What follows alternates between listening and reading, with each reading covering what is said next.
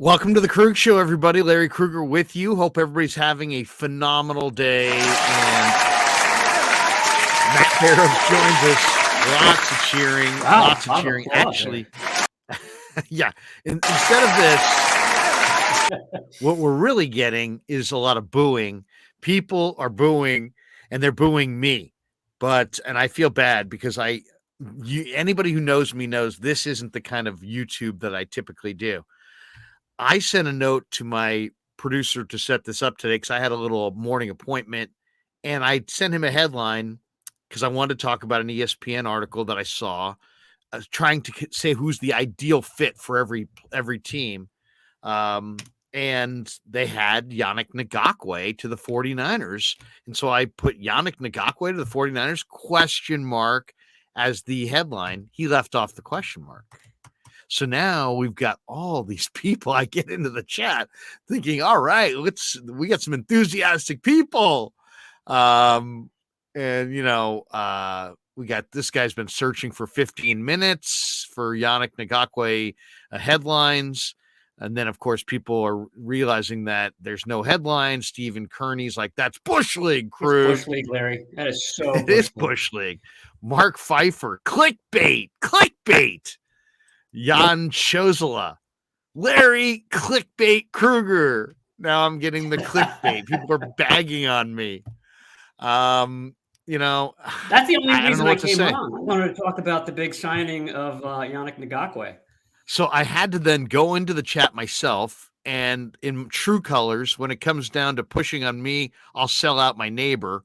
And that's what I did here. I said, truth be told, my producer made a mistake with the headline. And then I typed out what I sent him, had Ngakoue to the Niners with the question mark. We're going to discuss a printed opinion piece on ESPN.com. Stay tuned. I apologize to all. So I'm trying to make it right. Larry, I accept your apology. I mean, punctuation is tricky, but it's important. Have you ever been, okay, this is what I wanted to start with before we get into this, because I want to get into Ngakoue. But you're a writer. But you guys don't write the headlines, and you've worked for newspapers, and there's all kinds of, creative editing. I'm sure that on low-level newspapers may get done. Probably nobody touches your stuff now at The Athletic, never. but what, do you have a story that you wrote that either the headline distorted it so bad that it just pissed you off, or that somebody actually literally changed it or lopped off part of it, and you were like taken out of context in any way? Do you have any editing bitching that you can share with us? No, I'm unlike you, I'm a buck stops here type of guy. I take full responsibility for my mistakes. My issues are usually with what we do is we write a suggested headline, and usually it gets changed to something a lot more bland because of SEO issues. Like, we wanted to show up on Google, so it's got to have 49ers, it's got to have the guy's full name. So when you're restricted on the length of your headline and you've got to stick in 49ers and Jimmy Garoppolo, I mean, it doesn't leave you a lot of room for other words. So that's my chief complaint. The famous one in sports circles is when Norman Hand, remember Norman Hand from the 1980s. Okay. He suffered an injury, and the headline was "Hand pulls groin," which has always been my favorite one in the sports annals. Now I'm getting booed for throwing my producer under the bus, which I deserve. I get people calling me lazy, kid trickster, the Krueg bait show. Maybe I got to change all the signage. Oh man, the Krueg, you know what? The Krueg bait show has cachet. I think that's gonna take off. Yeah, kid trickster, you just ruined my weekend. Thanks, Krueg. Look at this, a little donation from Ryan Hensley's in the house. Great to see Barrows on. Have you been on with the great Ryan Hensley? I have not, but do I see any part of that $4.99? That's like a bottle of $2 Chuck at Trader Joe's. I'll take it. Exactly. I'll get a bottle of T-Bird and we'll share it. Okay, so the reason I even brought up the Ngakoue thing is because Aaron Schmitz, I believe his name is, on ESPN, had an article, and this was probably a couple weeks ago, but I just stumbled into it. The players that would be the ideal fit. One player every team must sign, by Aaron Schatz from Football Outsiders. Are you familiar with Mr. Schatz? Oh yeah, he and I did Okay. a podcast together right before the Oh, Super really? Bowl back in Miami. So what do you think? I mean, he's a pretty knowledgeable guy, and he wrote a very interesting piece. And he says Ngakoue would have been a perfect fit for the Niners. Now the Niners, that was before they lost to Menahue and before they lost Samson Ebukam, and of course before they signed Clelin Ferrell, who I guess went on a conference call yesterday and came to the facility. Where are the Niners, Maddie? Do you think with defensive line now that they've added Hargrave, they've added Farrell, but they've lost a lot of defensive end depth? And you think they're going to look for more free agents? Are they done? Where do you think they are on the D line? Well, first, I think Ngakoue is the ideal defensive do? end for. Yeah, yeah. I mean, I've been writing that for the past month, but I don't know if they've got room for him because he's a $10 million a year guy. So I don't think that they do. Again, they could front load another deal and kind of squeeze it under there, but I don't think that's what their intent is. But just from just stylistically, he's exactly what they want on that, what they call their turbo line, the NASCAR package. So it would be Ngakoue on one end, both on the other, Eric Armstead and Javon Hargrave in the middle. So that would be a really ideal package. But I don't see it happening just because he'd cost too much. Now, there are some other defensive ends that are out there. Frank Clark, he's not going to cost that amount. He costs maybe half that. Leonard Floyd, I think. I don't know if he signed today, but I like Leonard Floyd. I haven't seen that. He might be slightly higher, but maybe 6 or 7 a year. But yeah, there's a lot out there. My thought was that they might bring back Jordan Willis or Kamoko Toure, two of their own free agents, just to sort of bulk up that spot. Remember, Willis plays a lot of snaps on special teams too.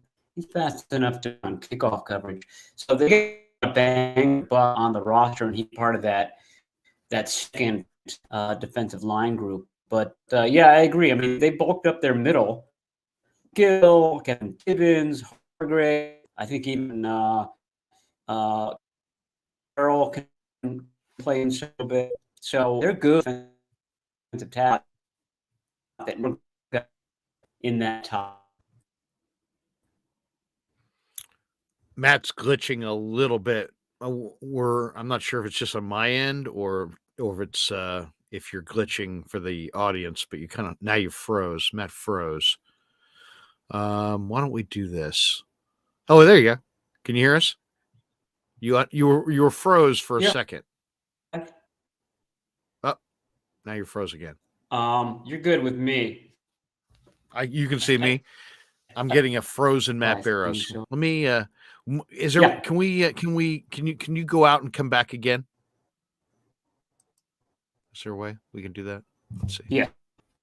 Let's do that. We'll remove Maddie from just a second, see if we can get him back on. We got this one from Todd Labor. He says, "Hey Larry, I changed my mind on Trey. Trey deserves a chance to play. He'll be QB1, Brock number 2, and Darnold number 3. Happy St. Patrick's Day, Larry and Matt." Thanks, Todd. Happy St. Patrick's Day. I was thinking about getting a little beef brisket. I hate doing brisket because I can't do it well. That's why I go to Pig in a Pickle, the proud sponsor of the Krueg Show. You see how I segued brilliantly into that.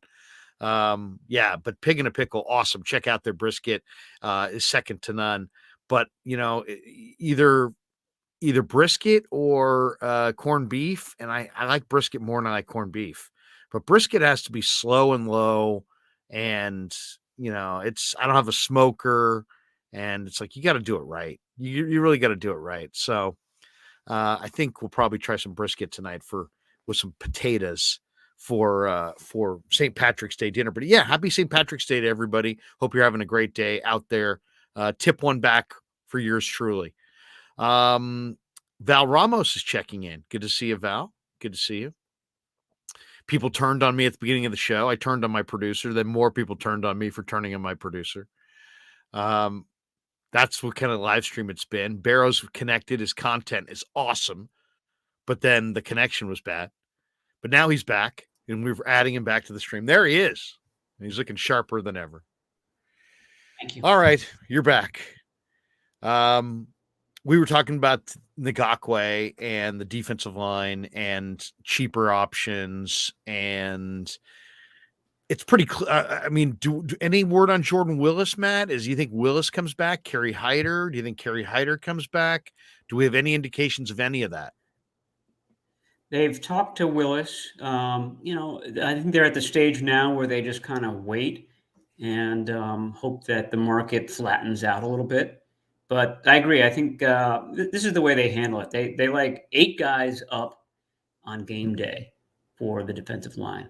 They like to keep 10 on the active roster, and then they like to keep 14 or 15 on the offseason roster, the 90-man roster. So right now they don't have that 8th guy, in my opinion.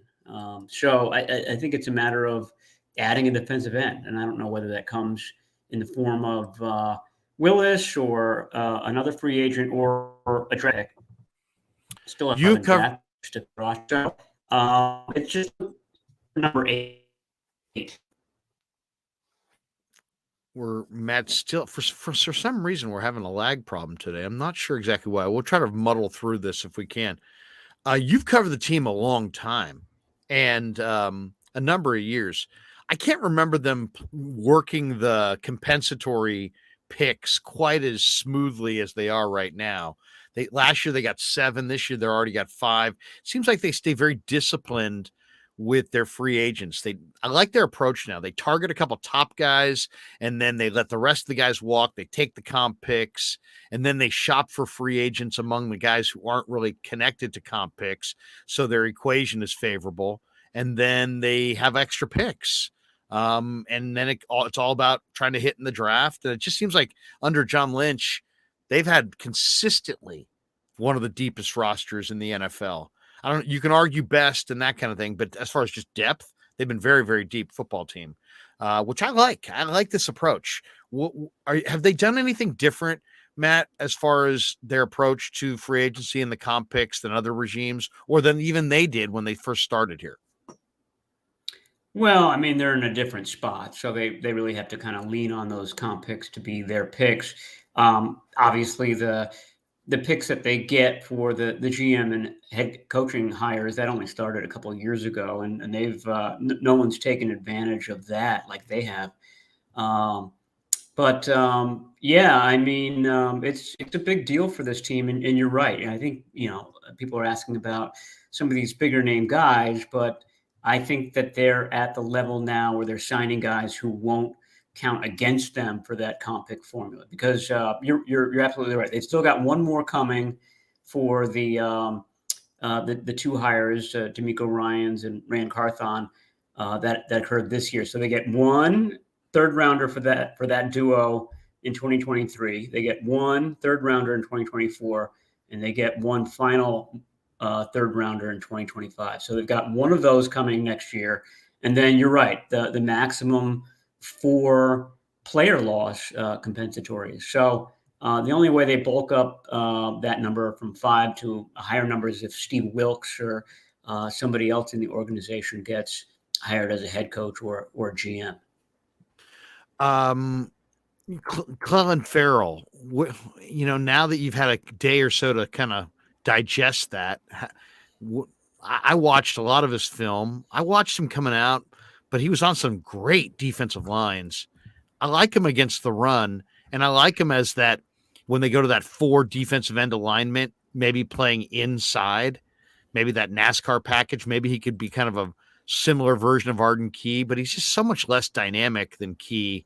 What do you think of Ferrell, the addition? Yeah, I mean, they've got Farrell and they've got Drake Jackson right now, and I think they're thinking that between the two of them, they've got some sort of a bookend for Nick Bosa, where Farrell plays on base downs and then Drake Jackson comes in on passing downs. And you're right. I think Farrell has shown, and he's got the kind of sturdiness to hold up inside. And he can be part of that, relieving Eric Armstead, Hargrave for a couple of snaps on if they're in nickel quite a bit in a particular game. So yeah, I mean, I like the signing. It's exactly what you were just describing, sort of a low budget flyer on a guy who was picked highly and is looking to kind of rebuild his career and cash in next year. I mean, you could say that about a couple of their picks. Isaiah Oliver was a second rounder a few years ago, so that seems to be what they're looking at. Talent that maybe hasn't realized that talent to this point, but is now put in a position on a team with coaches that can really kind of allow them to ascend. And then, like you were noting, kind of cash in on that comp pick formula the next year. Yeah, and it just gives them so much depth in the draft. What would you say as we're sitting here in mid March? What do you think is the number one need? Kicker. I don't have a kicker. You gotta have a kicker. You Do you know, kick? I think their number one need is a right tackle. So you don't is that mean that McKivitz, you don't view McKivitz as starting caliber? I don't know. I mean, and we should kind of go back to last year when, the 49ers were banking on Aaron Banks, who hadn't played as a rookie. And then they're bringing in this guy, Jake Brendel, and nobody knew who the heck he was. He's really going to be the starting center for a team that wants to go to the Super Bowl. So there was a lot of skepticism about how they approached last year, and both of those worked out really well. And so did the right guard as well, Spencer Burford. So, Yeah. We can question McKivitz, but Chris Furster, the offensive line coach, who's basically the second in command when it comes to the offense now, he's got a good idea. He's got a good track record based on last year. So maybe we should wait and see. I will note that at one point McKivitz was cut from the team. And at another point, after he rejoined the 49ers, they thought that he would be a guard, or at least they had him practicing at guard. So that kind of tells me that, he doesn't have the picture perfect athleticism to be a starting tackle. Now, can he do it? Yeah, absolutely. I mean, that's how the 49ers have gotten along in a lot of previous years when McGlinchey was hurt and this, that, and the other. So, I think he's capable of it. I wonder whether a possible scenario, they've got these 11 picks, a lot of picks, obviously not picking until the very end of the third round. I wonder whether they pool those together and go up early in the third round and take the best tackle that's left. And those go quick. So, I mean, that would be a gamble, but maybe that's one of their options. They go into the draft with different scenarios, and that's one of them. Matthew Bergeron, Wanya Morris, a couple of guys right now are Jalen Duncan, Blake Freeland. Yeah. Yes. Well, yeah, Freeland is really interesting. I don't know if he lasts all the way into the end of the third round, but that would be a great developmental guy to bring in. I mean, worst case scenario, he is a backup this year, but takes over next year. So there are some guys in the draft, I think, that are intriguing. Dawan Jones might be a plug and play player. The Buckeyes, absolutely humongous player. He's got to be 6'8", 370, 380. I mean, he's a huge kid. I don't know if you watched him at all, Dawan Jones. He wore 79 for the Buckeyes, but I mean, a really good player. What do you think? I mean, I know Shanahan. Does Forster have McKittrick for years, like smaller, lighter guys? is if you were to say the Chris Forster offensive line prototype is what's he looking for? Yeah, I mean, Joe Staley, I think, is the prototype. And Staley, I don't know what he was at the end of his career, but he was well below 300 pounds. He was plenty strong, and but the thing about Staley is he could move, and he was very coordinated and can kind of do all the intricate blocking that this zone blocking scheme brings with it. That's why I'm skeptical of a 380-pound guy. Can can he get into space and take out a linebacker or a safety? They had Trent Brown here for a year, and Trent Brown's a good tackle. I mean, he's stuck around in the league, but the 49ers didn't like him. It didn't fit his style, so he was moved out in favor of Mike McGlinchey. So, yeah, agility, I think, is the name of the game for Chris Forster. Where are the Niners right now on the cap, Matty? And where do you anticipate a restructure? Do you anticipate any more significant signings? Chauncey Gardner-Johnson's still out there. To me, that's the one guy that I would want to extend for, because I think he's a tone setter, and also I think he covers you in like 4 or 5 different spots in the secondary. And the Niners, they're going to have a lot of young players.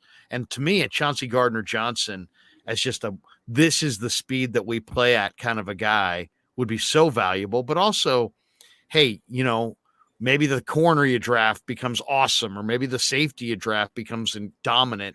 And then at least a guy like this gives you the versatility to kind of move them around to fill it out. Where are they on the cap?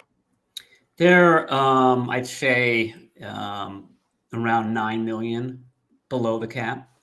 And I forget what the number is that they need to have to sign their draft class, but it's a big chunk of that.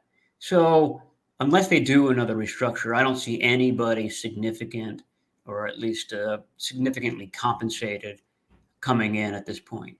And they do. They have the ability to restructure a few more guys, Christian McCaffrey, and they could restructure Trent Williams, et cetera, et cetera. But I mean, they're already paying something like, I forget what their dead cap money is this year. It's big. It's like 17 million or something like that. So you don't want to keep doing that over and over. My thought is that they're going to kind of go bargain basement shopping from here on out to kind of fill those spots. That defensive end spot we talked about, maybe one tight end, maybe a safety, maybe a cornerback. They always seem to bring in one veteran cornerback who's had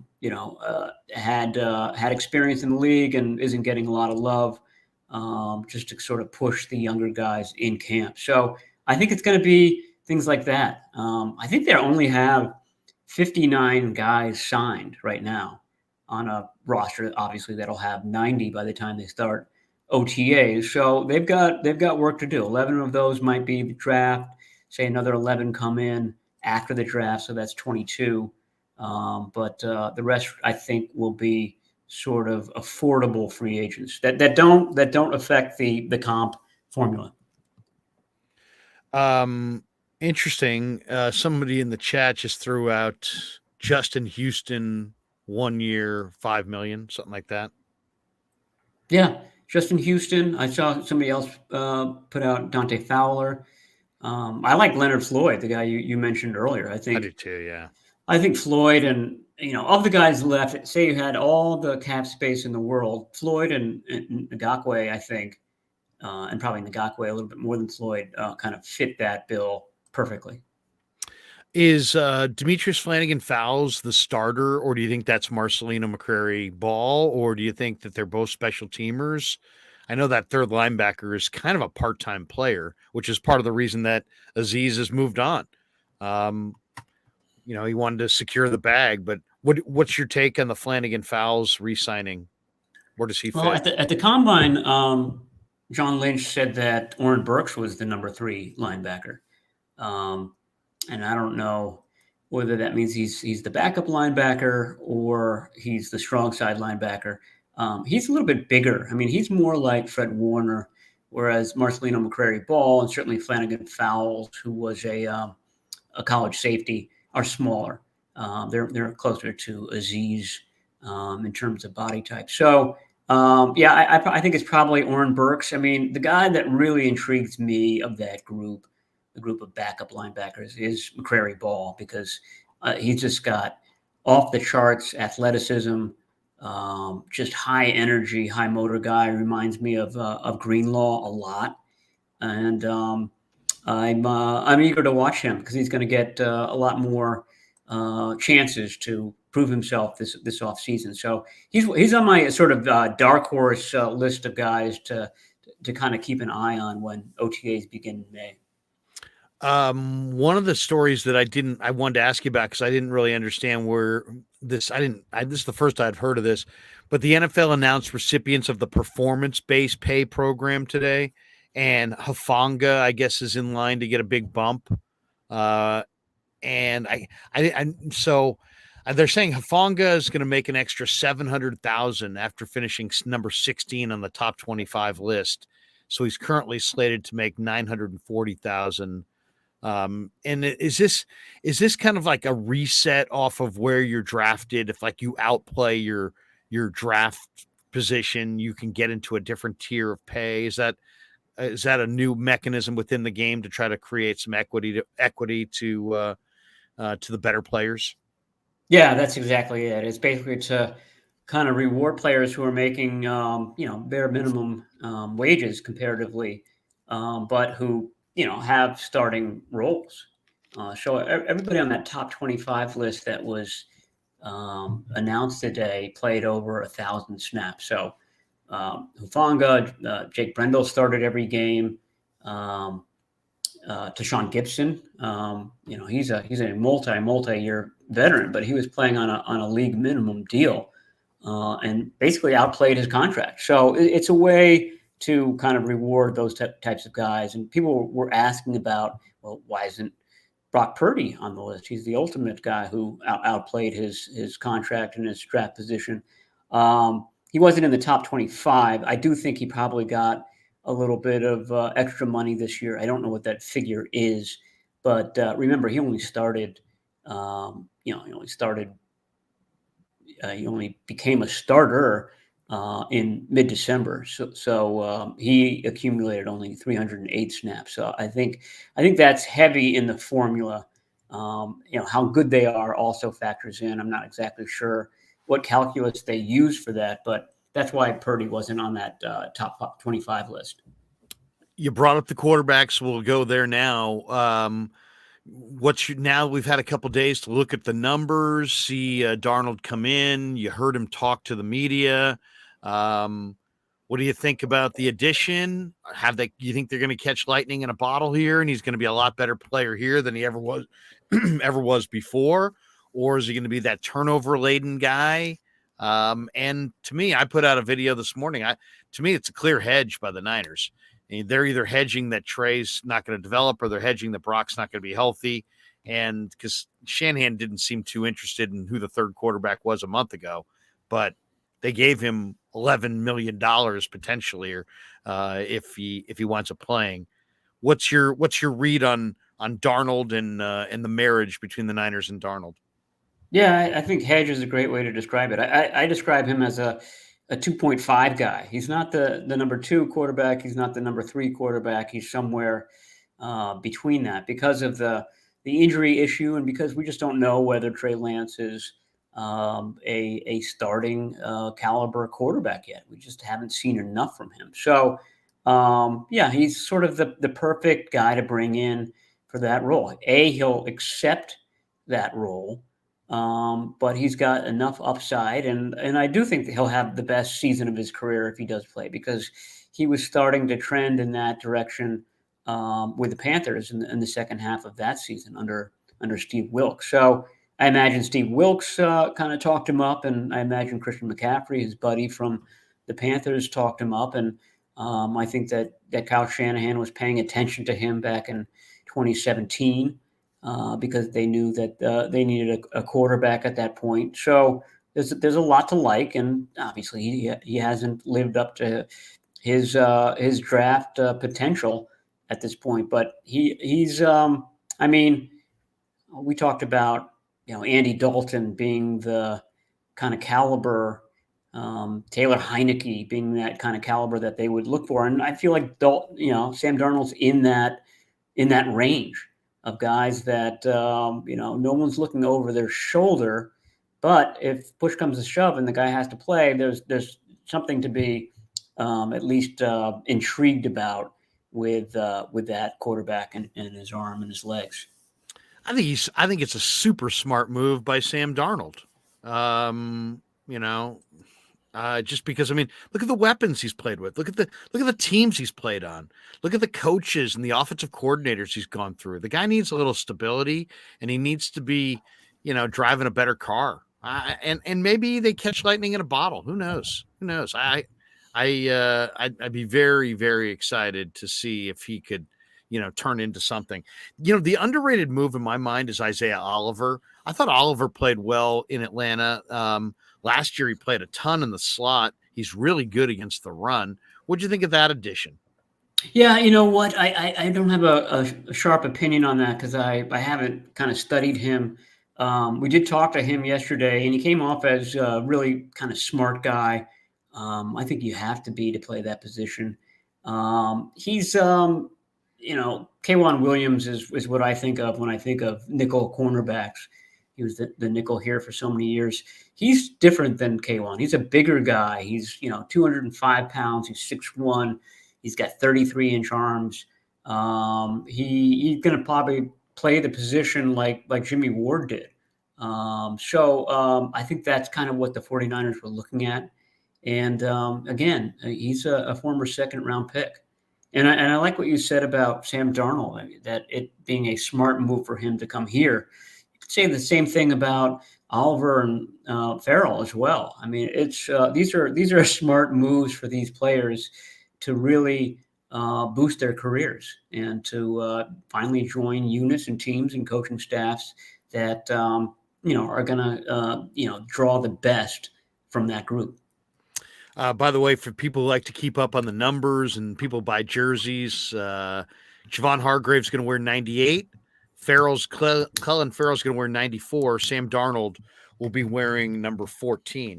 One of the I think kind of really surprise players, and you know me, Matt, I like to be like up to date on everybody in the entire league. So it's like I don't usually get surprised that often. I mean, nobody knows the entire league except for these pro personnel directors, but I try to keep up on almost every player in the league.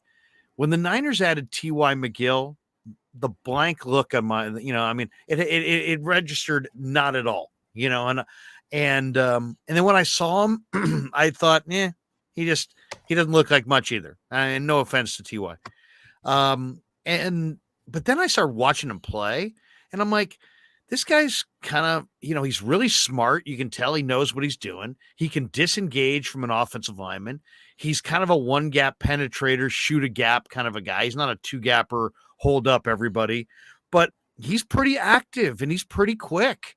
And even though he's 30 and he's been around the block, there's some movement ability there. He's not just like some rundown guy. He'll shoot a gap and he can play in a one gap scheme and get up the field and at times look really, really good and make some tackles in the backfield. So I kind of was really happy that they signed him. I talked to him a couple times this year. He was living out of a hotel across the street. He's floated around the league. I think he's been on like 9 teams. I kind of like that signing. What'd you think of McGill? Did we know what they gave him at all? No, I don't think it's very much. Yeah, I totally agree with you. I mean, I feel like he's the type of signing that they're going to keep making over and over again here until OTAs begin. But yeah, I agree with you. I mean, that game against Washington stands out.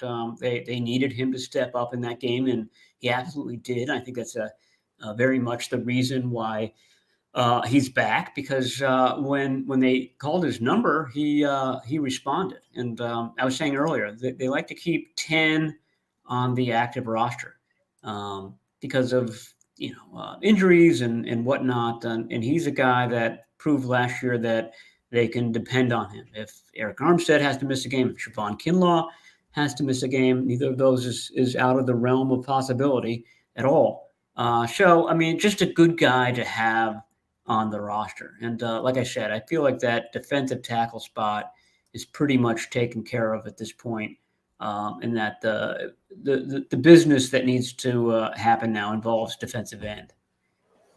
Yeah, and the nice thing about it is there's so many good edge players in the draft where it's like you kind of, if you don't get the player that you want at your price, don't sweat it. I mean, just go to the draft. Yeah, they have 11 picks. I mean, you could theoretically draft 3 or 4 edge rushers if you wanted to, of all shapes and sizes at all different points in the draft, and you could wind up hitting repeatedly. I mean, they definitely have had a good eye for it the last few years. Okay, so we've got some people in that I've starred some of their questions. I'm going to throw them out there. Got this one from Ron Holder. Hey, Matt, what do you think they're going to do with Javon Kinlaw? I think that they hold on to Kinlaw. Kinlaw has been showing up every day at the facility to work out, so they've had eyes on him, and they think that he's making progress. And I know everybody's heard this for the last 3 years, but they think that, okay, if we hold on to this guy, then maybe this is going to be his breakthrough year. They've got a decision to make on him on May 1. That's the 5th-year option day. And I don't think that they pick up his 5th-year option. So Javon Kinlaw is essentially in his contract year. The track record of that is great. I mean, guys who play in their contract years end up having spectacular years. So I think the 49ers are hoping for that. But I think even if he has a spectacular year, the best year of his career, he's moving on. I mean, the 49ers basically showed that by signing Hargrave to the big deal. Brandon West, will they double dip in the edge spot in the draft? I'm going to say this: triple dip. Triple dip. Did you ever get the triple dip? You ever go to the ice cream parlor and get the triple dip and just be walking around like a circus clown? No, I never do. Yeah. Double dip reminds me of the Seinfeld episode where the guy eats the Dorito and then he dips it back into the dip. That's the same not chip. right. No, you can't do that. I mean, you can do that if you're like, with your girlfriend, or you got somebody in your family. If you do that and at a party, them's fighting words. Not in the age of coronavirus. Yeah, no. That's yeah, bad. exactly. That's a bad move. I mean, that's it's a good draft. I mean, tight end, defensive line, and probably wide receiver are the deepest positions. And 3rd, 4th round, I think there's a lot of guys, Larry. I don't know whether you've watched Carl Brooks at all. He just seems like a guy who's not going to get drafted very high, but then ends up being like a stalwart on somebody's team because he's got, very, very high floor, can come in, play defensive end, play defensive tackle. I like Yaya Diaby as a kind of great athlete. It just looks the part. I know the production wasn't always there, but another guy that outside, inside, just exactly the type of guy that Chris Kaczmarek wants, among those 10 guys that I was talking about. So there are tons and tons of options. I don't think that they double dip it there, but they might. Why not? I mean, geez, they're always looking for defensive players. 3rd, 4th, 5th round, they'd be cheap, and you'd have them for 4 years. Maddie, who's the guy you just said? I got to write him down because I don't have him down. Carl Brooks. Carl with a K. Yeah. What school? Some state. I'll look him up. Louisville. It might be Louisville. That's where Abdullah plays. Yeah, Abdullah. Red and black uniform. Cincinnati. I'll look him up. Somewhere in the Midwest, Larry. I love the edge rushers in this draft, though. I really do. I mean, seriously, I love the kid from Notre Dame, Foskey. Does he make it all the way to the end of the 3rd round, though? No, he won't. No, all those guys will be gone. They'd have to trade up for those guys. But I mean, in the 3rd round, I mean, Jose Ramirez, I love him from Eastern Michigan. I like the guy you just mentioned too, Yaya Diaby from Louisville. Isaiah McGuire, Tavius Robinson, And then going all the way down the list, Thomas Incoom, Ali Gay from LSU, Tyrus Wheat was one of my favorites for the last couple of years from Mississippi State. Cade Hall, I think, is a good player from San Jose State. Yeah. So there's a bunch of them. There's a bunch of interesting ones. Andre Carter from Army. Andre Carter, good. You know what? It's funny. Andre Carter, a lot of people thought Andre Carter was going to wind up going in the first round. And if you look at the way he worked out, he didn't work out great. And now I think there's a chance that Andre Carter might fall to them. So that's an interesting one. He played at Army and he's got great length, but his measurables and his 40 time were just ordinary at Indy. What about, here's a name that somebody's got in the chat I wanted to say for you. Where is it? Oh, here. Niner guy for life, Austin Hooper. I threw out Robert Tonyan, but I think Tonyan went to Chicago. Yeah, Hooper's another guy who played at De La Salle. They were rumored to be interested in him when his price tag was much higher. I got to think his price tag's quite a bit lower right now than it was. What do you think of Austin Hooper coming here? Yeah, I mean, 49ers keep 4 tight ends on the active roster. Right now they've got 2, Kittle and Charlie Warner. Last year, Tyler Kroft was the number 2 tight end for most of the season, most of the games. It wasn't always, depended on the opponent. But my point is that, they very much could use an upgrade there. I think they definitely go draft for one of those 2. And we could talk tight end a little later, but they're a nice group in that middle of the draft range who block. And who could get on the field as rookies, I think. And then there are other ones who are sort of intriguing developmental players. But, yeah, Hooper would be great. I mean, there's still some guys out there. I mean, Dwelly's out there. I mean, they could bring him back. But good receiver. Yeah, and Hooper, I don't know how he did in Cleveland, but I don't think that he's going to break the bank. No. Okay, a couple others here. Robbie Gould. Are we hearing anything about Robbie Gould? No. Crickets on Robbie Gould, which I think is good for the 49ers if they want to bring back Robbie Gould. Obviously, Gould didn't get the market that he was looking for or is looking for.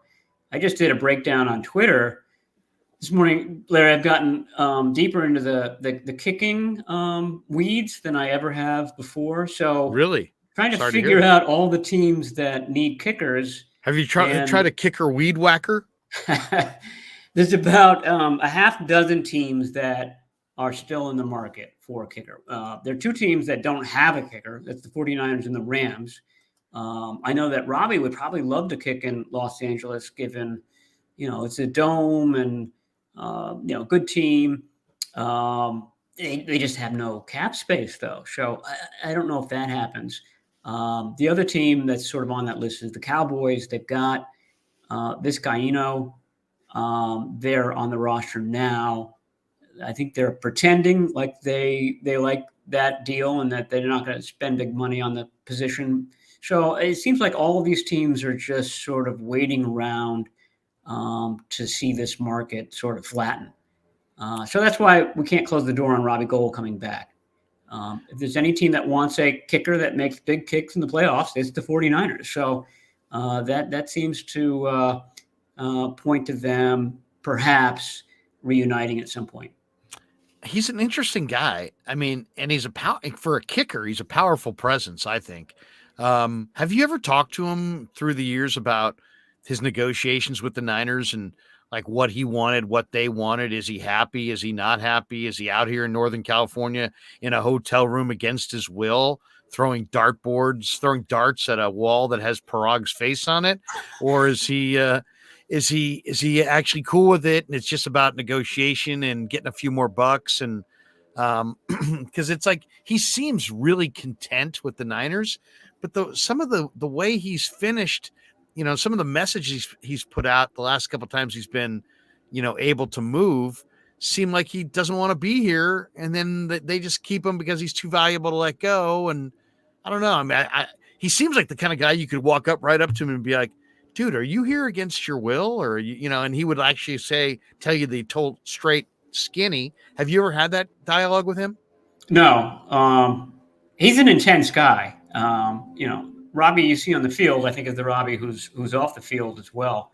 I do think that his family was out here with him this past year, and it may have been the first year that that's happened. So I don't know if that's quite as big of an issue as it's been in the past.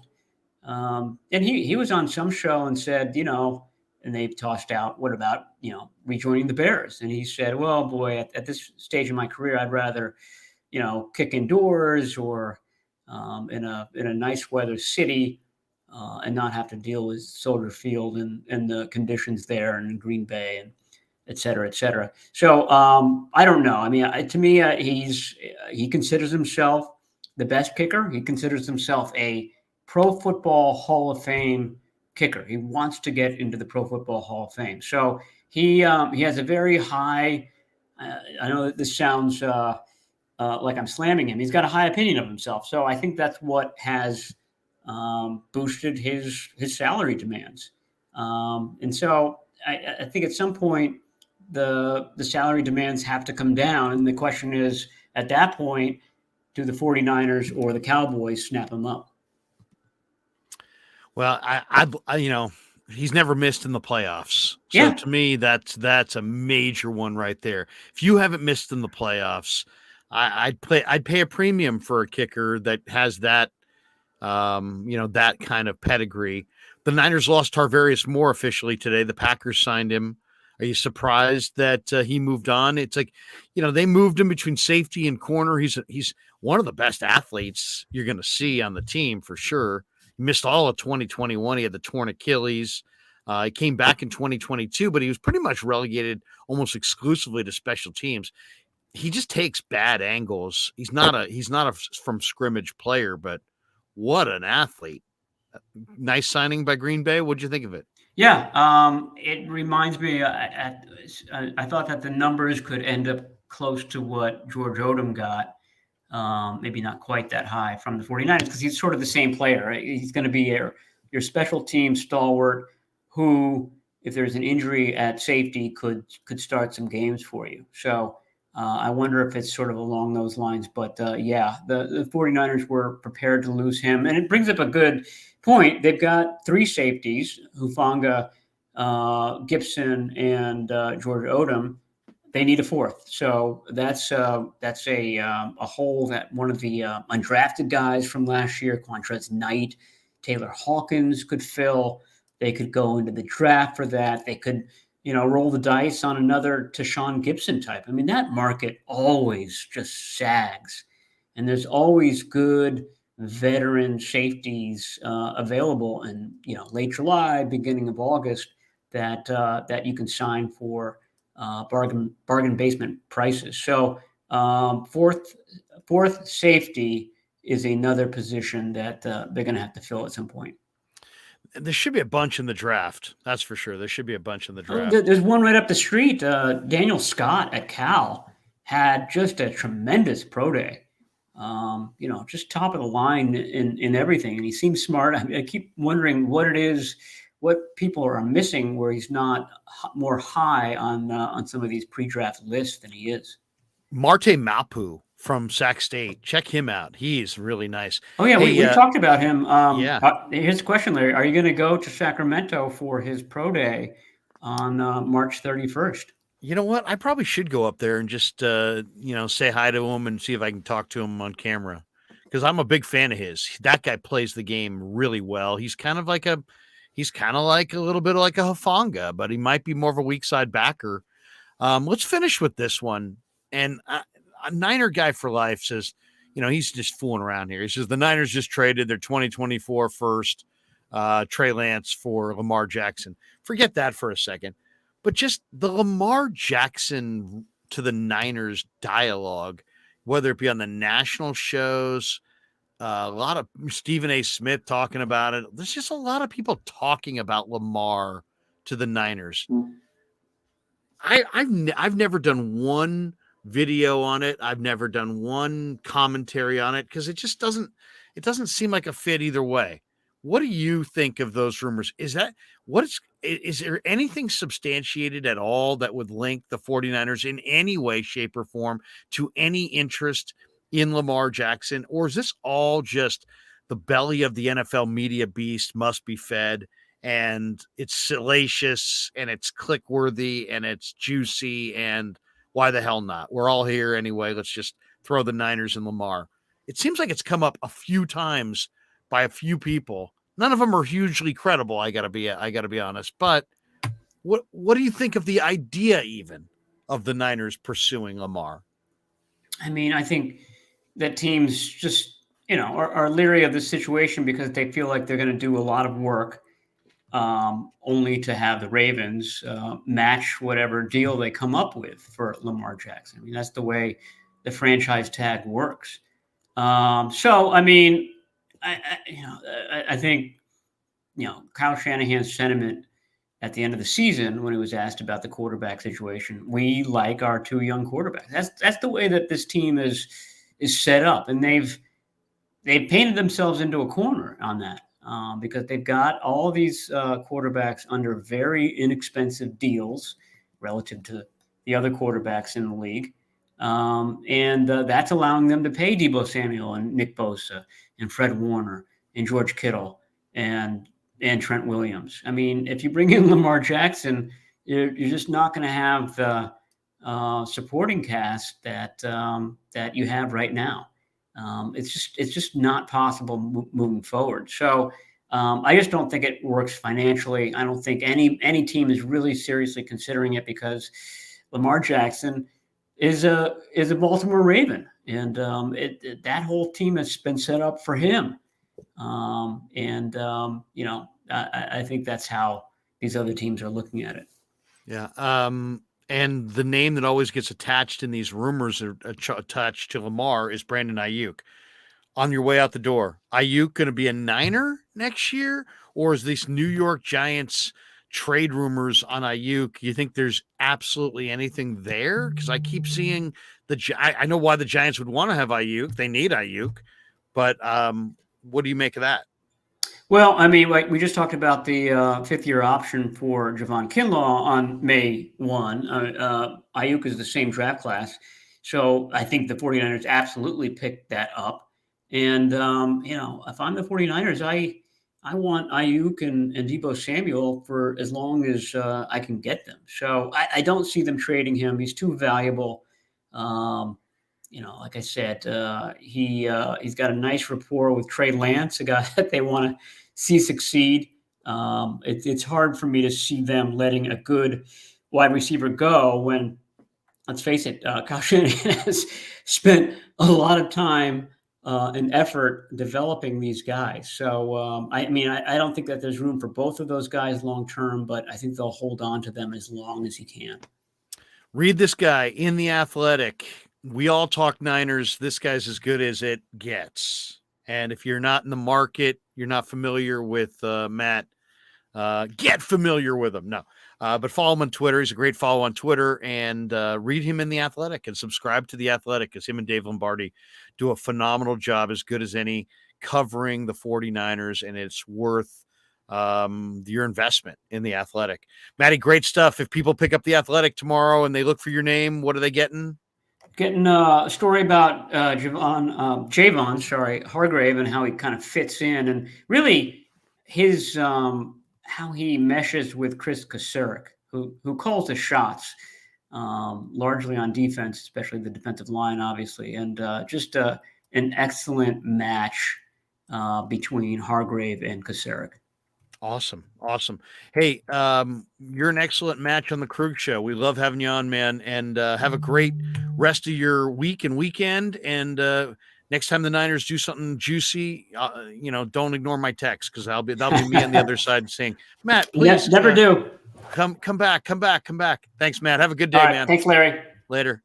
The great Matt Barrows. Check him out in The Athletic. Really good. Like, I would say, I've got respect for all of my compadres. I was looking at that that whole Niner media bracket, with the kind of like the NCAA tournament, which I'm watching right now.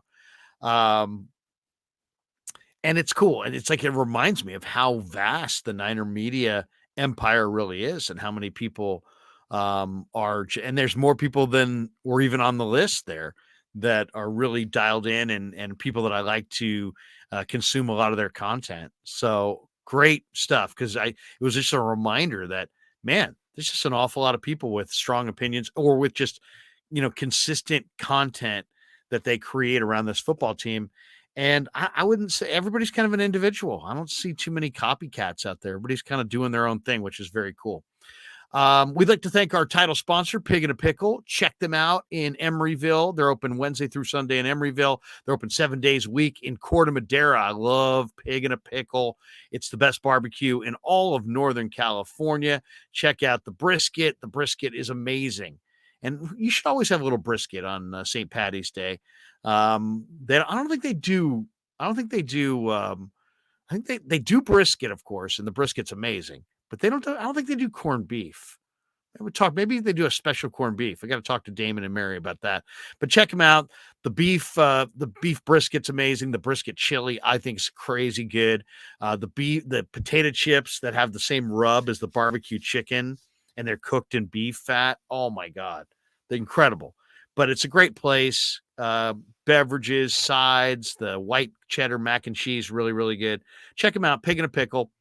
In Corte Madera, open 7 days a week. They open at 11 a.m. They close at 8 p.m. Tell them that Krueg sent you. And, of course, piginapickle.com. You can check out their website and everything that they offer. We're going to come back and get into the chat a little bit and see what you guys have to say.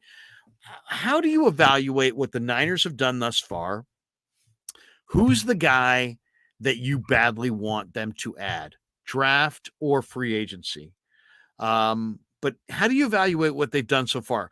I love the Hargrave move. I really do. Farrell, the more I watch him, the more I think, I'd rather have Amenahue. I'd rather have Ebukam, but those guys, of course, cost more. I really like Oliver. Just the fact of the matter, you get a big slot corner who can tackle, play the run. He's got some good size. He's young. That's a nice piece for sure. So we'll get into the chat here in a minute, but first we're going to have a little message from our good friends at Pig in a Pickle.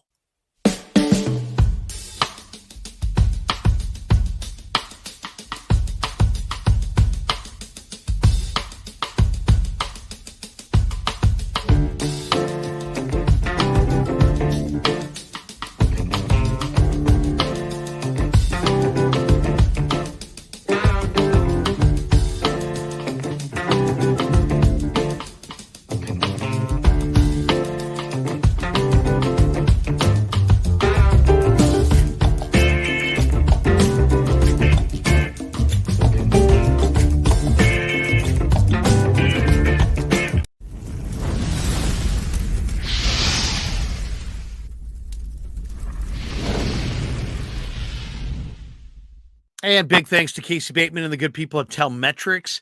If you hurt yourself, you don't want to go to the doctor or urgent care, you want to try to, nurse yourself back to health.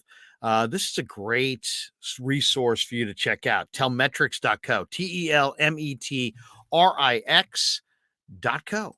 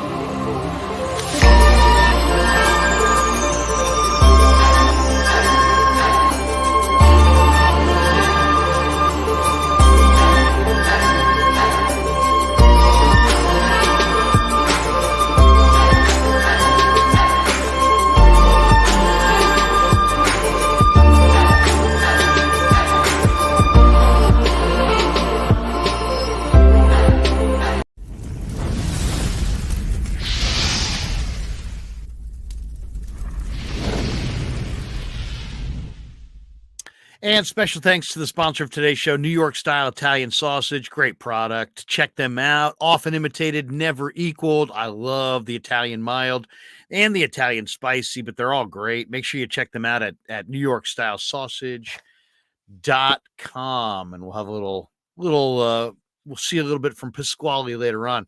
All right, let's hit the chat. Let's see what people have to say. A couple that I saved here that I starred in the chat. What do we got? Oh, we got this one from Luke Walsh. He says, The Krueg Show. Happy St. Patrick's Day to all the Irish in the Sunset and everywhere else. The good old Sunset District.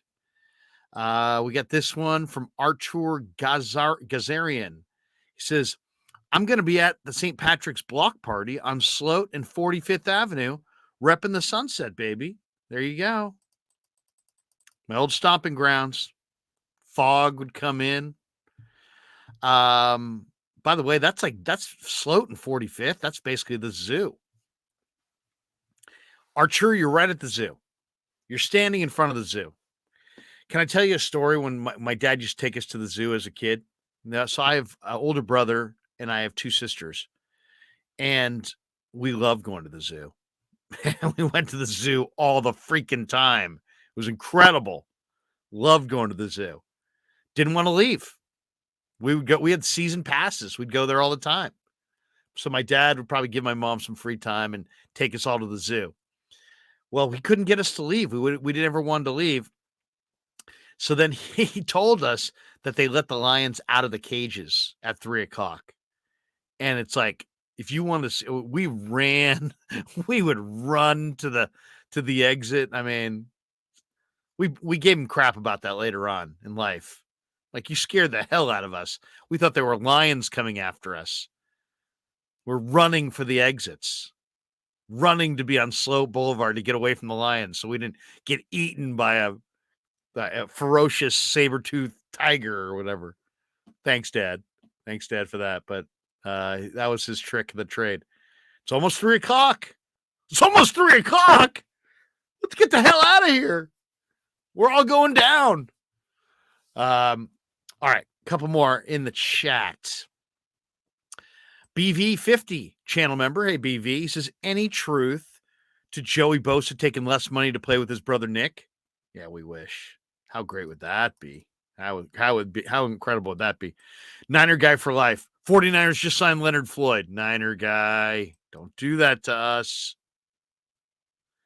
And that was at 1:35. 5 minutes later, Niner guy for life came back with this doozy.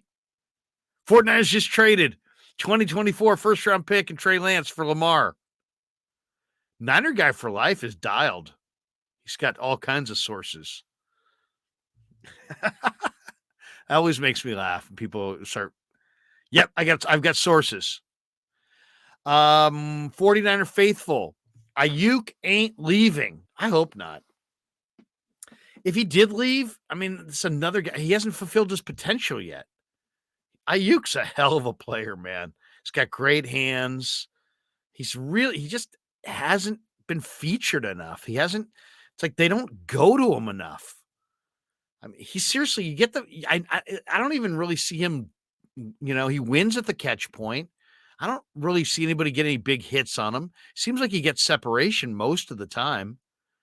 It's like he's like one of the only receivers that I haven't really seen stopped, but then you look up at the end of the day and you're like, his numbers are just okay.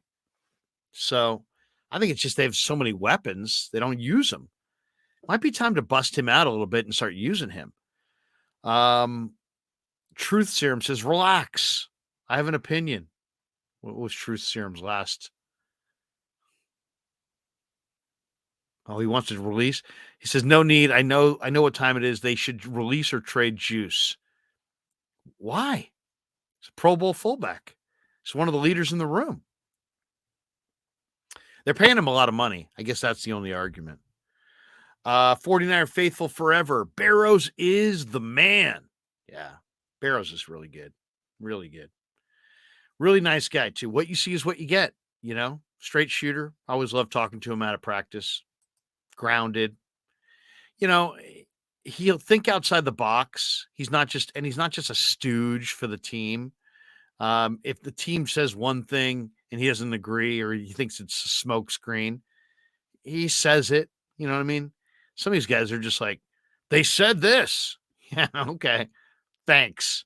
They said they were going to keep Sudfeld because of the $2 million. All right. How'd that go?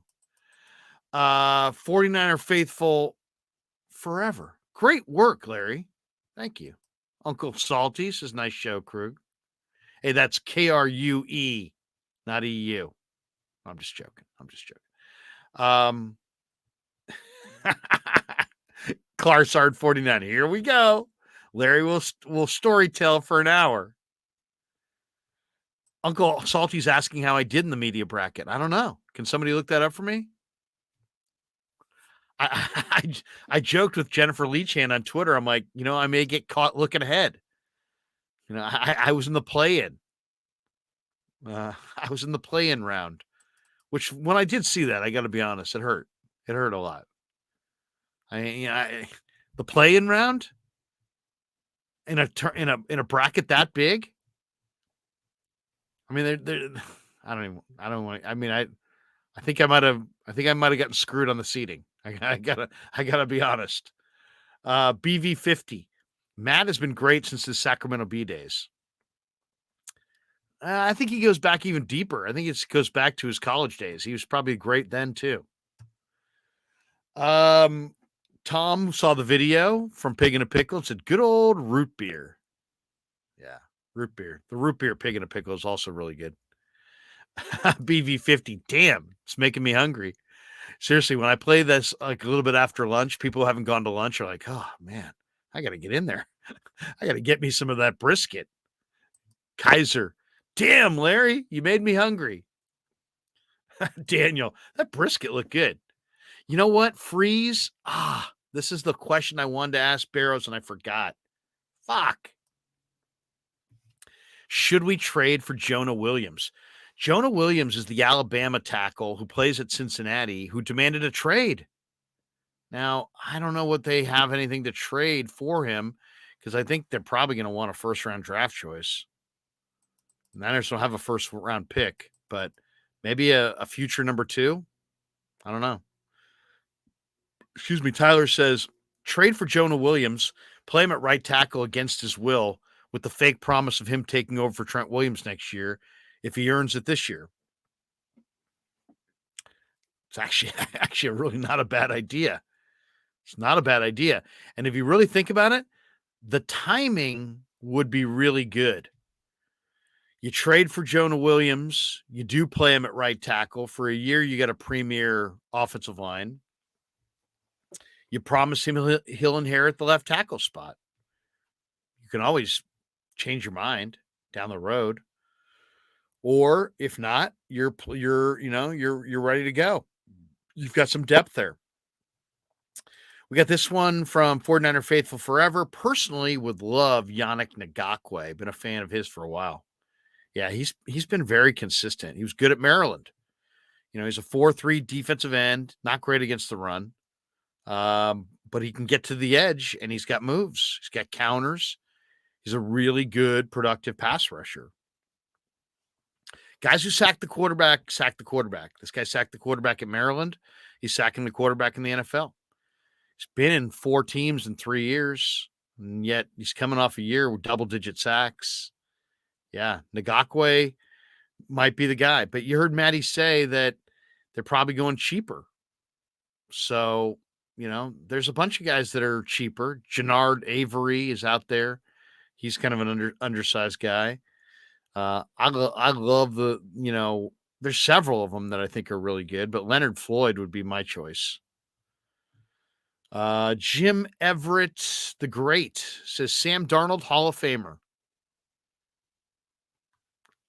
And then the next one, the 49ers are doomed. Uncle Salty, city boy and Sunset native now living in the belly of the beast in Seattle. All right, Uncle Salty. Sunset, good days.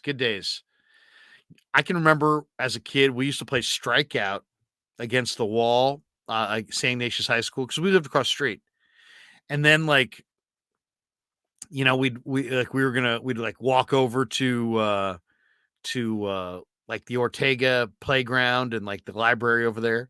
We'd cross the sand dunes, literally cross the sand dunes. Wind howling. I mean, it's like what it must have been like in the old days to like cross, barren land. But yeah, all there's the crabgrass, so the rubber brush or whatever it is out there, and the sand. We used to cross that thing. It was like 5 city blocks. It would take you like a half hour. And just walking across deep, deep sand. And you'd see, kind of drunken punks out there sometimes and that kind of stuff. But it was funny. I mean, it was a different time. Tons of sand. There was sand everywhere in our neighborhood. You could just see it. It just blew from either from the beach. You're only about 10 blocks off the edge of the continent there at Ocean Beach, or from the sand dunes that were still left in the Sunset District. Of course, they're all gone now. It's all built up. Uncle Salty, the Irish Cultural Center is still there. Yes, it is. Right there by the zoo. Floyd the Barber. Krueg, is there any veteran O lineman you'd like the 49ers to add? I like Nick Allegretti and I like Tom Compton. Compton was the starting right tackle for the Niners when they almost went to the Super Bowl. I don't think they need a big time guy to go with McKivitz. They just need a guy. Those are the two guys I think I'd have interest in. Allegretti plays guard and can play right tackle in a pinch and can play center. He's tough. He's smart. Comes from a good foundation at Illinois. He's young. He's like 25 or 26. Kansas City's got, a bunch of needs. I've liked him for a while. And then I like Tom Compton. I mean, they had Brunskill and Compton when they lost to the Rams. Now, granted, they didn't get it done that day. And their O-line got beat. But, if you're just looking for a person to compete with Jalen Moore and Colton McKivitz and maybe a rookie that you draft, I think Compton could be perfect. That's the guy I'd be interested in, because you kind of know the one thing that you got to have in this system is you got to have smart O-linemen, because Shanahan's got a very deep playbook, all kinds of formation variation, all kinds of different looks, lots of shifts, lots of motions. You cannot be dumb and be a Niner offensive lineman. I mean, have you heard the interviews from Jake Brendel and Aaron Banks and Spencer Burford? These guys are really Trent Williams, Colton McKivitz. I mean, these guys are really bright. These are really, really smart players. So that's what it takes. Intelligence is a really underrated part of being a really good offensive lineman, and especially in this system. And the Niners have a group of really smart guys. They've figured out what they need pretty well. Like getting Nick Sakel and Poe, two young guys that I think also are going to be heard from this summer. I think Zakel is going to show up ready to play. Jim Everett, the great NFC West standings: Rams 1, Seahawks 2, Niners 3. Says who? I'm Bob Dole. Chat Larry says he will do a car bomb on the air if we get a super chat up to $100. Nice image. Thanks for that. This is kind of interesting. How about signing Cameron Brate, who just got cut by the Bucks? I take him. Solid tight end. I threw out. There's a bunch of. The one thing about tight end is I wouldn't reach for the guy that I would be intrigued by. Might be Mercedes Lewis from Green Bay, just because he's such a great blocker. And the Niners, I think, under Brock or Trey or Darnold, are going to want to have a run-heavy, run-dominant system where the quarterback makes, I'm not saying it's on a pitch count, but makes fewer throws, more efficient throws, a run-dominant scheme. So it would be nice to have a guy like Mercedes Lewis, just because he could uproot guys at the line of scrimmage. He's a proven blocker, which is why he's been in the league so long. BV50. Larry, have you been to the San Diego Zoo? It's huge. Been to the San Diego Zoo a few times. Just went a few years ago. Awesome. It is huge, though. I mean, San Diego might be the one zoo that you can't even do in a day. I mean, it's massive. But yeah, the Wild Animal Park, SeaWorld, the zoo, we went down there. We did all that stuff. Kirk says, still no right tackle. Shaking my head, Niners. I don't think they're going to go.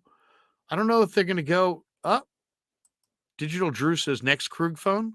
We can go Krueg phone. Should we go Krueg phone? We could do that. Let's see. How are we getting our Krueg phone going here? I forgot how to set it up now. I gotta check how to do my Krueg phone. I go comments. There we go.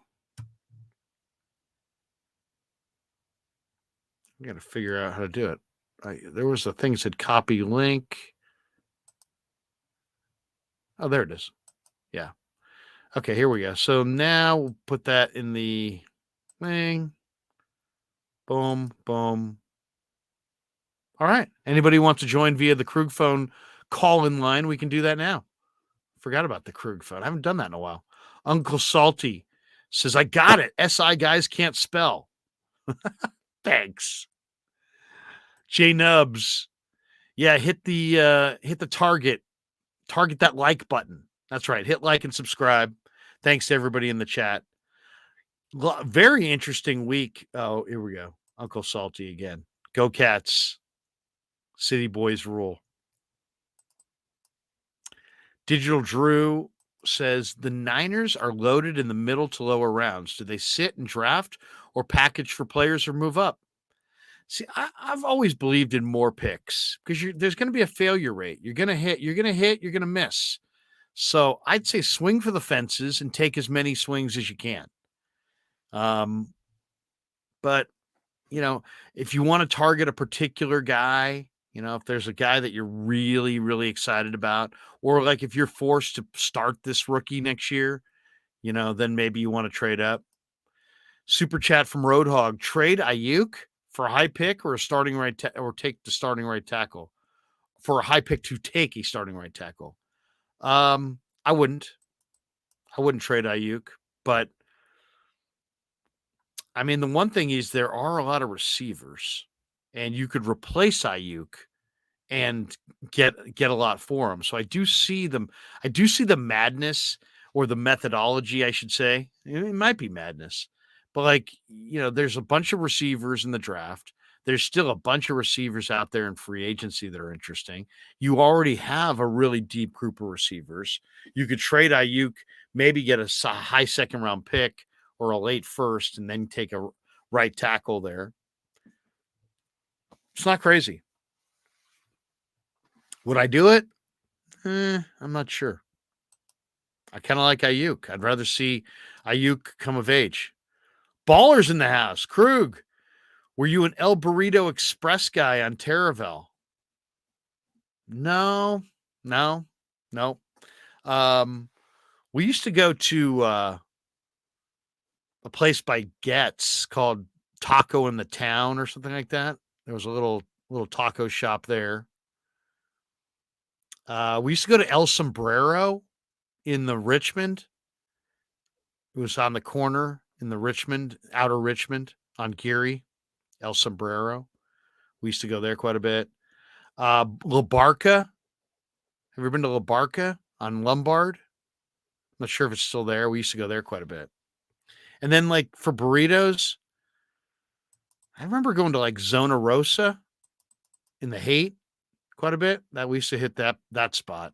And there was probably a couple spots later on.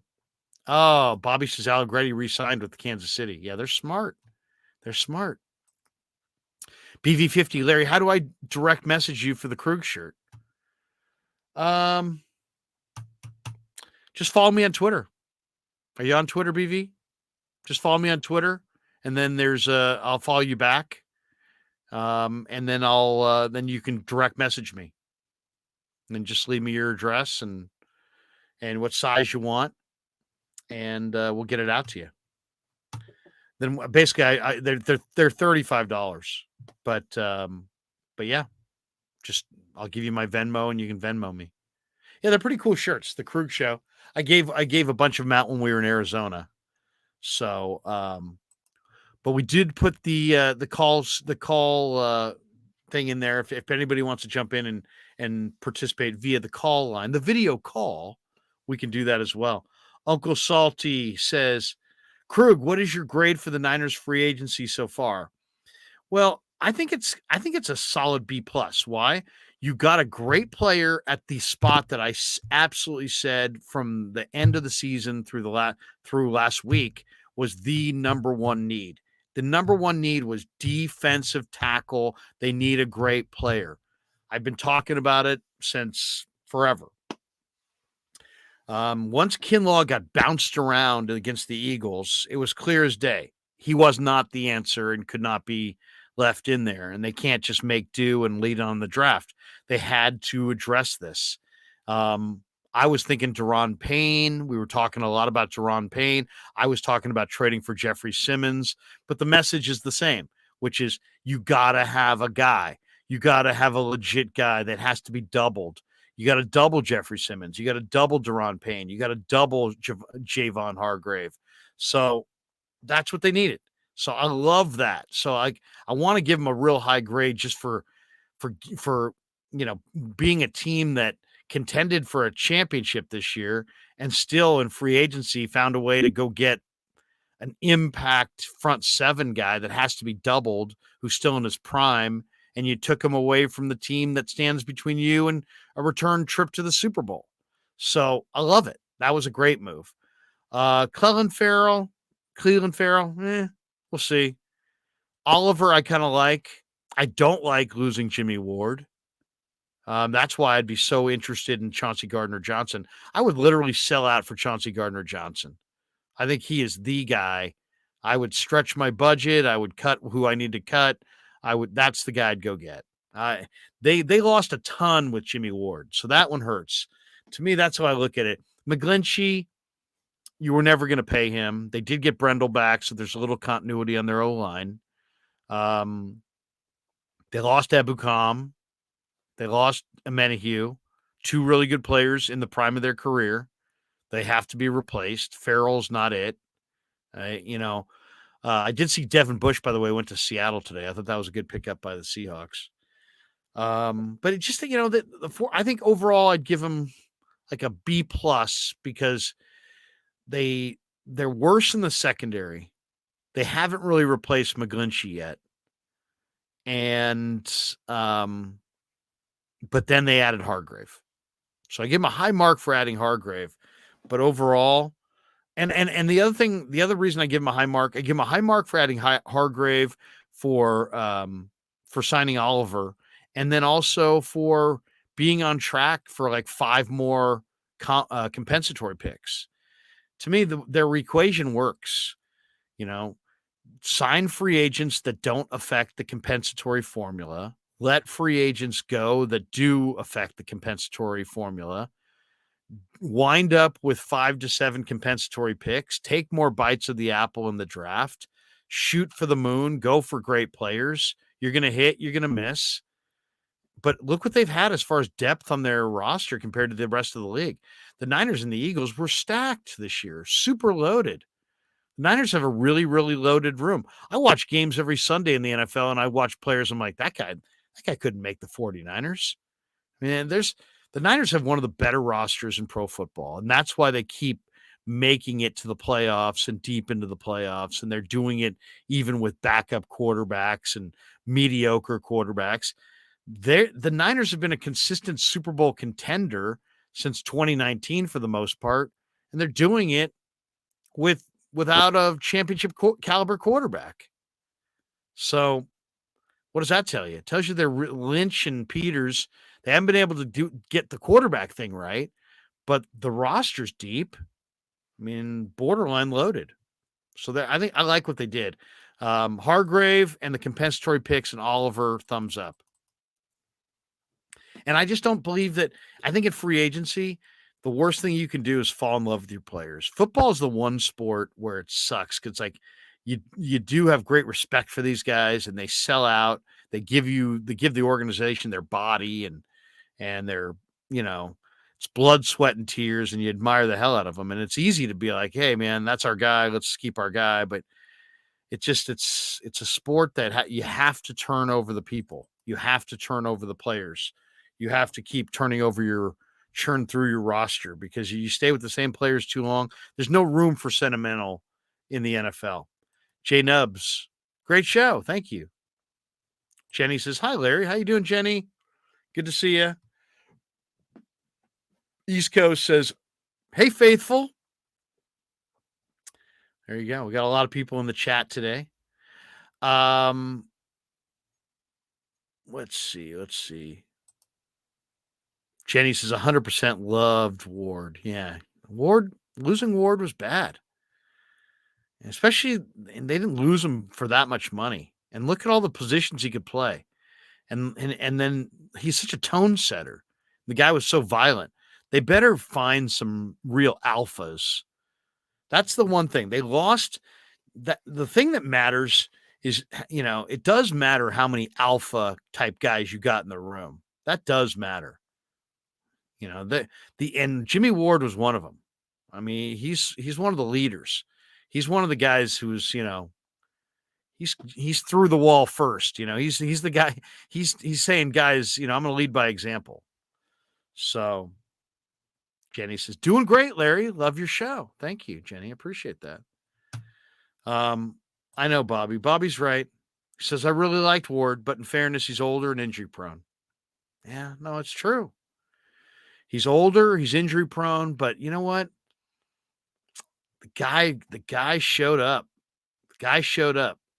And he showed up and showed out, as they said. Made big plays. Anyway, that's going to do it for us today.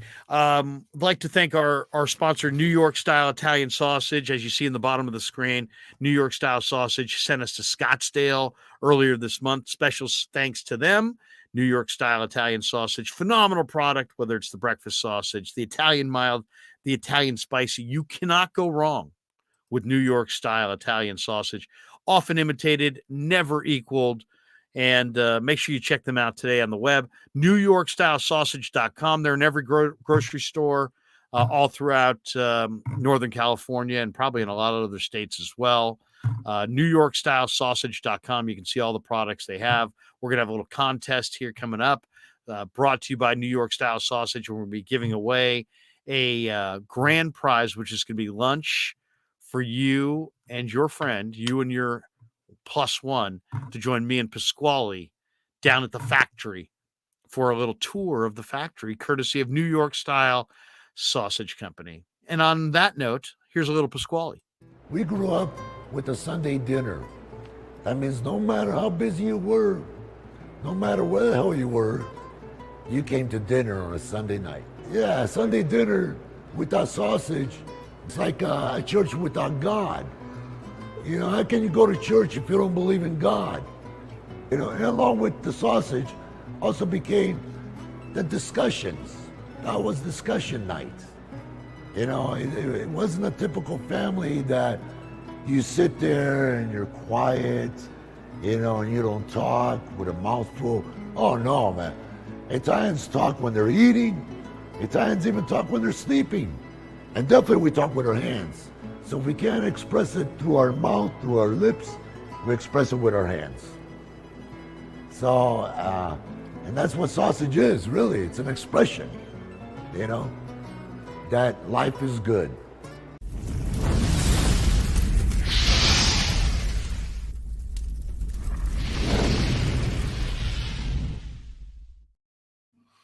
Someone said, Trock Talk says, is that Trent Baalke? No, it's not Trent Baalke. Come on.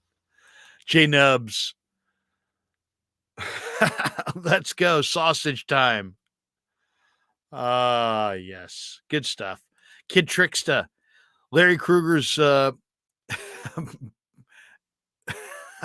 been locked on, pumping out content like crazy. Love it. The Krueg Show. Pumping out content. Check out my videos. We got some new videos up today at the Krueg Show on YouTube. My son has done an incredible job putting together some of our videos. Clarsard says Pasquale will show you how to become a man. All right, one more in here before we bolt for the door. Joey Nichols. What y'all think of Jonathan Mingo? That's got to be Mingo, right? I know this is Midjo, but I think it's Jonathan Mingo. I love Jonathan Mingo. You know, we talked about him before. Jonathan Mingo is a wide receiver in the upcoming NFL draft. He plays for Ole Miss. Terrific player. He's a Mississippi native, 6'3", 225. Really tough. This guy can beat the jam at the line of scrimmage, and he's got great hand-eye coordination. And he can get vertical at 225. I love him. He ran 4.46 in Indy at 225 pounds. He blocks. He's explosive. You know, as far as a route runner, he's not the most refined route runner. You know, he's not supposed to have great deep speed, but he somehow gets deep. And, you know, I like him a lot. I really do. He can get vertical, and he's a big receiver, and he comes out of a terrific program. He played in the SEC, and he was productive. He's probably going to be there in the 4th or 5th round. Yeah, I like Jonathan Mingo. Rob Cease's Frank Clark. I thought that was interesting that Matt Barrows threw out Frank Clark. I kind of think of Frank Clark as a guy who's like maybe runs a little too hot for the 49ers because he's had some off-field issues.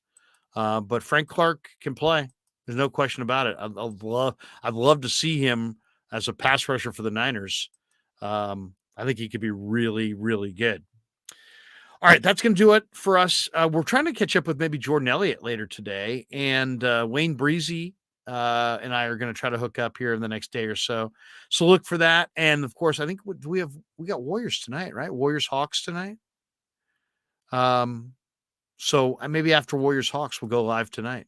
Do a little bit more live streaming tonight. So have a great rest of your day. I'm going to watch a little Iona UConn. Is that just started? Looks like first round game. Oh, no. Iona UConn's going on right now. Must be halftime. So I'm going to watch a little NC2A hoops, little NC2A March Madness, and enjoy the rest of it's actually kind of a nice day today in Northern California. Sunny outside.